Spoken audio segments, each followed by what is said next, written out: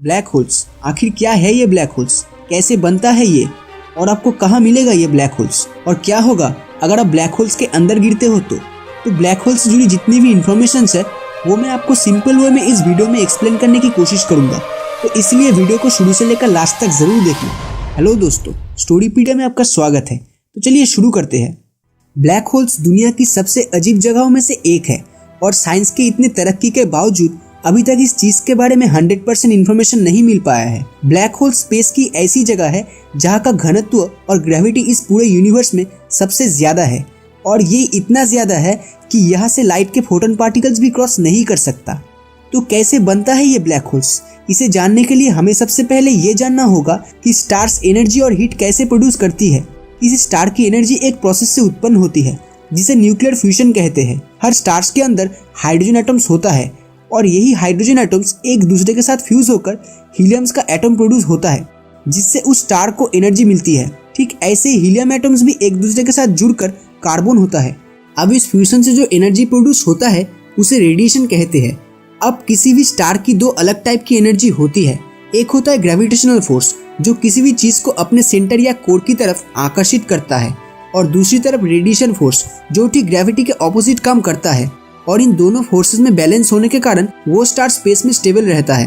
तो जब तक उस स्टार के कोर में फ्यूजन होता रहेगा तब तक इन दोनों फोर्स में बैलेंस बना रहेगा, क्योंकि फ्यूजन होने के कारण रेडिएशन होता है जो ग्रेविटी के ऑपोजिट काम करती है। लेकिन स्टार्स जो हमारे सूरज से बहुत बड़ा होता है उनमें एक खासियत है, वो स्टार्स अपने कोर में फ्यूजन करते हुए भारी पदार्थ यानी एलिमेंट्स पैदा करती है। और ये फ्यूजन प्रोसेस में जब आयरन प्रोड्यूस होता है तब एक बहुत बड़ा प्रॉब्लम होता है, क्योंकि आयरन एक दूसरे के साथ फ्यूज नहीं होता, और अगर कोर में फ्यूजन नहीं हुआ तो रेडिएशन एनर्जी कैसे तैयार होगा, जिसके चलते स्टार्स के कोर में आयरन का अमाउंट बढ़ता ही जाता है। रेडिएशन एनर्जी ना होने के कारण ग्रेविटी और रेडिएशन का जो बैलेंस है वो पूरी तरह से टूट जाता है, और बचता है तो सिर्फ ग्रेविटेशनल एनर्जी, जिसके कारण स्टार का कोर कोलैप्स हो जाता है और उस स्टार का पूरा मास स्टार के सेंटर में कंप्रेस होता चला जाता है। और ये प्रोसेस इतना जल्दी होता है कि पता भी नहीं चलता।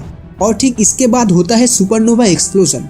इसके बाद दो ही चीज हो सकता है, या तो इससे एक न्यूट्रॉन स्टार उत्पन्न होगा, या फिर स्टार अगर बहुत बड़ा हुआ तो वो एक ब्लैक होल बन जाएगा जिसके अंदर उस स्टार का पूरा मास भरा हुआ होगा। तो ऐसे ही स्पेस में तैयार होता है ब्लैक होल। इससे पहले कि हम ब्लैक होल के अंदर जाए, हम ये पता लगाते हैं कि ब्लैक होल के अंदर क्या क्या होता है। स्टार का वो छोटा पॉइंट जहाँ से वो स्टार कोलैप्स होकर ब्लैक होल में कन्वर्ट हो जाता है उसे सिंगुलैरिटी कहते हैं।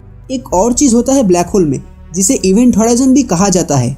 ये वही जगह है जहाँ पर आउटर स्पेस खत्म होता है और ब्लैक होल की शुरुआत होती है। इसे वैक्यूम क्लीनर के पाइप के बाहर के हिस्से के साथ तुलना किया जा सकता है। तो ये वही बॉर्डर है जिसके पहले लाइट्स निकल कर जा सकता है, लेकिन इवेंट होराइजन को क्रॉस करने के बाद लाइट्स क्रॉस करने का सवाल ही पैदा नहीं होता।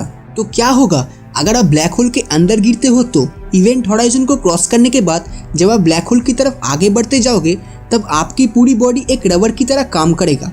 मान लेते हैं कि गिरते समय आपका पैर ब्लैक होल की तरफ है, तो तब आपके शरीर के नीचे के हिस्से में ज्यादा ग्रेविटेशनल फोर्स काम करेगा शरीर के ऊपरी हिस्से के तुलना में। तो इतना ज्यादा ग्रेविटेशनल फोर्स होने के कारण आपके बॉडी के सारे मॉलिक्यूल्स बिखर जाएंगे, क्योंकि आप जितना ज्यादा सिंगुलैरिटी की तरफ आगे बढ़ते जाओगे उतनी ही ब्लैक होल का घनत्व बढ़ता जाएगा। एग्जाम्पल के तौर पे 1 सेंटीमीटर आगे बढ़ने से कई लाख गुना ग्रेविटेशनल फोर्स बढ़ जाएंगे जो आपके बॉडी के मॉलिक्यूल्स को चीर देगी। अब आपकी मौत कितनी जल्दी होगा वो डिपेंड करेगा ब्लैक होल के मास पे। अगर ब्लैक होल बहुत छोटा हुआ तो इवेंट होराइजन को छूते ही आपकी मौत हो जाएगी, लेकिन अगर ब्लैक होल बहुत बड़ा हुआ तो आप कुछ टाइम तक ब्लैक होल के अंदर ट्रेवल कर पाओगे। मतलब एकदम साफ है, आप जितना दूर सिंगुलैरिटी से रहोगे उतने ही टाइम तक सरवाइव कर पाओगे। बड़े ब्लैक होल्स में इवेंट होराइजन से सिंगुलैरिटी का डिस्टेंस काफी ज्यादा होता है और छोटे ब्लैक होल्स में कम। तो मरने के बाद बॉडी के मॉलिक्यूल्स में क्या होगा? ब्लैक होल के सिंगुलैरिटी को क्रॉस करते ही ब्लैक होल का मैकेनिज्म पूरी तरह से ऑपोजिट हो जाएगा। अब तक ब्लैक होल हर चीज को अपनी तरफ खींच रहा था, लेकिन सिंगुलैरिटी को क्रॉस करने के बाद वो बॉडी के मॉलिक्यूल्स को अपने से दूर धकेलना शुरू करेगा और आखिर में आपके बॉडी का मॉलिक्यूल्स व्हाइट होल से बाहर निकलेगा। जी हाँ दोस्तों, अगर यूनिवर्स में ब्लैक होल्स है तो व्हाइट होल्स भी होंगे, और यही व्हाइट होल्स आपको एक दूसरे ही पैरेलल यूनिवर्स में फेंक देगा। व्हाइट होल्स ब्लैक होल्स की तरह ही सिमिलर है, लेकिन इसका मैकेनिज्म ब्लैक होल का ऑपोजिट है। ये चीजों को खींचता नहीं बल्कि खुद से दूर फेंक देता है। तो ये एक दरवाजा है एक यूनिवर्स से दूसरे यूनिवर्स में जाने का। तो मतलब जो हमारे यूनिवर्स में ब्लैक होल के तौर पे दिखाई देता है वही सेम चीज दूसरे यूनिवर्स में व्हाइट होल से दिखाई देगा। मतलब ये व्हाइट और ब्लैक होल्स एक दूसरे के साथ कनेक्टेड है। इस पूरे सिस्टम को वर्म होल भी कहा जाता है। लेकिन ये पूरा कॉन्सेप्ट हाइपोथेसिस के लेवल पे है, क्योंकि जरा सोचो इसे प्रैक्टिकली कौन आजमाएगा, और जो भी इसकी सच्चाई को जानने की कोशिश करेगा वो तो बहुत पहले ही मर चुका होगा। सिर्फ इतना ही नहीं, जितनी भी इमेजेस या ब्लैक होल्स को हम यूट्यूब पर देखते हैं वो सिर्फ एक कल्पना है। तो जरूरी नहीं जैसे इमेजेस हम लोगों ने अभी तक देखा है ब्लैक होल्स देखने में बिल्कुल वैसा ही हो। ब्लैक होल की असली इमेजेस या वीडियोस देखने के लिए साइंटिस्ट को एक जायंट टेलीस्कोप बनाना होगा, जिस टेलीस्कोप के लेंस की डायमीटर लगभग हमारी धरती जितना होगा। अब ये तो संभव नहीं हो पाएगा, तो इसीलिए साइंटिस्ट ब्लैक होल के असली इमेजेस कैप्चर करने के लिए कोई और तकनीक का खोज कर रहे हैं। तो यहाँ पर एक सवाल उठ सकता है, अगर ब्लैक होल्स को साइंटिस्ट ने अभी तक देखा ही नहीं है तो वो कैसे कह सकते हैं कि ब्लैक होल्स एग्जिस्ट करता है। असल में हम सभी को पता है कि लाइट स्ट्रेट लाइन में ट्रेवल करती है, चाहे कुछ भी हो जाए। लेकिन स्पेस में लाइट जब ब्लैक होल के पास से गुजरता है तब वो इवेंट होराइजन के पास एकदम से कर्व हो जाता है। लेकिन ये तो नॉर्मली फिजिक्स के लॉ के खिलाफ है। तो ऐसे ही ब्लैक होल्स होने का सबूत साइंटिस्ट को मिल पाया है। सिर्फ इतना ही नहीं, हमारी अपनी गैलेक्सी मिल्की वे में साइंटिस्ट को 50 ऐसे ऑब्जेक्ट्स मिला है जो बिल्कुल ब्लैक होल की तरह बिहेव करता है। यहाँ तक हमारे गैलेक्सी के सेंटर में भी एक ब्लैक होल होता है जिसका नाम है सिग्नस X1 और इसका मास 4.3 मिलियन सोलर मास यानी सूरज के मास से 15 गुना ज्यादा होता है। और इस ब्लैक होल के इवेंट होराइजन का रेडियस ही 1 मिलियन किलोमीटर के आसपास है, जो हमारी धरती से 6000 लाइट ईयर्स दूर है। तो इतना दूर होने के कारण हमारी धरती को इससे खतरा नहीं होगा। वोयेजर M87 नाम का एक गैलेक्सी के सेंटर में भी एक ब्लैक होल है जिसका मास लगभग 4 बिलियन सोलर मास के आसपास है। जी हाँ, आपने सही सुना।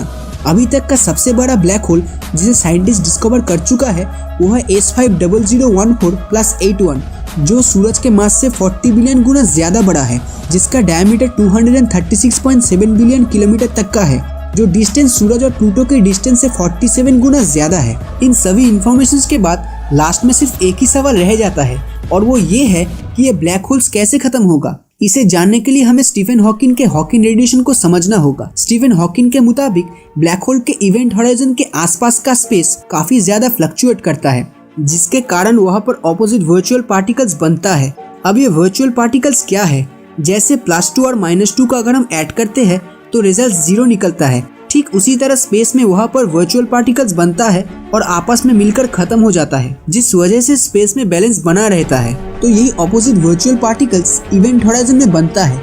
लेकिन ब्लैक होल ग्रेविटेशनल फोर्स के कारण नेगेटिव पार्टिकल्स ब्लैक होल के अंदर चला जाता है और positive virtual particles black hole के बाहर ही रह जाता है। और ये दोनों वर्चुअल पार्टिकल्स एक दूसरे से कभी मिल नहीं पाता। इससे ये पॉजिटिव वर्चुअल पार्टिकल्स हमें रेडिएशन की फॉर्म में दिखाई देता है और जिसे हम हॉकिंग्स रेडिएशन कहते हैं। तो सिर्फ नेगेटिव पार्टिकल्स ब्लैक होल में होने के कारण ये ब्लैक होल की एनर्जी धीरे धीरे कम होता है। शुरुआती टाइम में ये प्रोसेस बहुत ही स्लो होता है, लेकिन ब्लैक होल जितना छोटा होता है ये प्रोसेस भी उतना ही फास्ट होता है। जब ब्लैक होल का मास एक बहुत बड़ा एस्टेरॉयड के समान होता है तब ये हमारे रूम टेम्परेचर जितना हीट रिलीज करता है, और जब इसका मास एक पहाड़ के जितना होता है तब ये सूरज के जितना हीट प्रोड्यूस करता है। और खत्म होने के आखिरी सेकंड में ब्लैक होल करोड़ों न्यूक्लियर बॉम्ब्स जितनी एनर्जी रिलीज करते हुए पूरी तरह से खत्म हो जाता है। ब्रह्मांड के सबसे बड़े ब्लैक होल को ये प्रोसेस पूरा होने में एक गूगल ईयर जितना टाइम लगेगा। अब एक गूगल ईयर में कितना जीरो होता है ये देख के तो आप अंदाजा लगा ही सकते हो कि ये प्रोसेस कितना लंबा होने वाला है। तो इससे ये पता चलता है कि जब ये ब्लैक होल खत्म होगा तब इसे देखने के लिए कोई भी जिंदा नहीं रहेगा, क्योंकि इसके लाखों करोड़ों साल पहले ही यूनिवर्स इंसानों के रहने के लिए हैबिटेबल नहीं रहेगा। तो इस पूरे वीडियो में हमने जाना कि ब्लैक होल्स क्या है, कैसे फॉर्म होता है ये ब्लैक होल्स, इसके भीतर के हिस्से में क्या क्या है, ब्लैक होल्स के अंदर जाने से क्या होगा, worm holes, white holes and hypothesis concepts, Hawkins radiation और एंड ऑफ ब्लैक होल। तो ब्लैक होल से जुड़ी ये वीडियो आपको कैसा लगा हमें नीचे कमेंट बॉक्स में जरूर बताएं। और अगर वीडियो अच्छा लगा हो तो इस वीडियो को लाइक कीजिए, अपने दोस्तों के साथ शेयर कीजिए। अगर इस वीडियो में 3000 से ऊपर लाइक्स आते हैं तो मैं इस वीडियो का पार्ट 2 जरूर बनाऊंगा। और अगर अभी तक आपने हमारे चैनल को सब्सक्राइब नहीं किया है तो जल्दी से सब्सक्राइब कर लीजिए, क्योंकि मैं ऐसी वीडियोस हर हफ्ते लाता रहता हूँ। और सब्सक्राइब के बगल में उस बेल आइकन को भी जरूर प्रेस कर देना ताकि आपको नए वीडियोस का नोटिफिकेशन सबसे पहले पहुंचे। वीडियो देखने के लिए बहुत बहुत शुक्रिया। तो मिलते हैं आपसे अगले वीडियो में। Thanks for watching.